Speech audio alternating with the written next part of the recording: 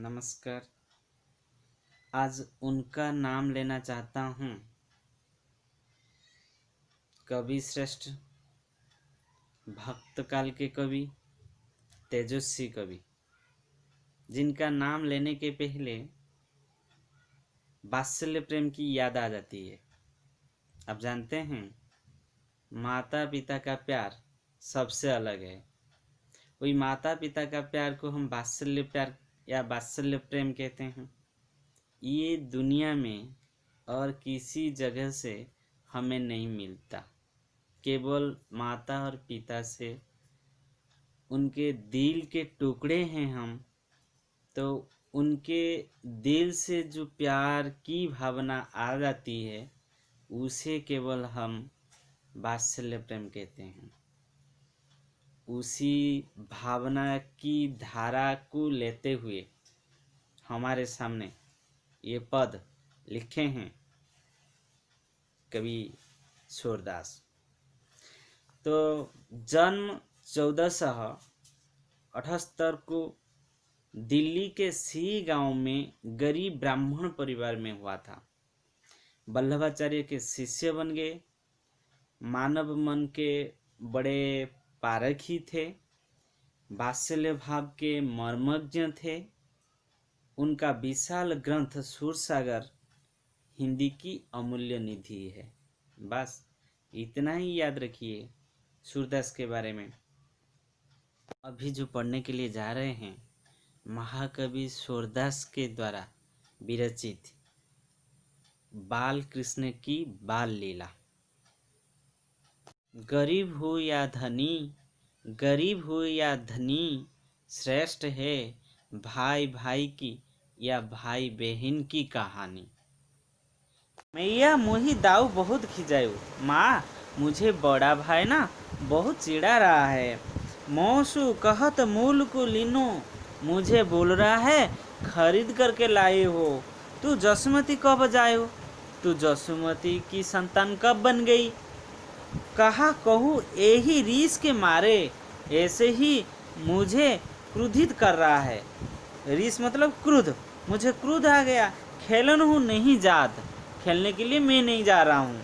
पुनी पुनी कहत कौन है माता, बार बार मुझे बोल रहा है तेरी माँ कौन है। कौन है तुमरू तात, तुमरू मतलब तुम्हारा, तुम्हारा पिता कौन है।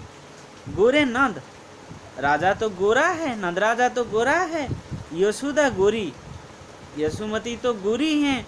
तू कत श्याम शरीर, कत मतलब क्यों, तू क्यों काला, तेरा शरीर क्यों श्याम है। इसका मतलब तो यशोदा यशुमती की संतान नहीं हो।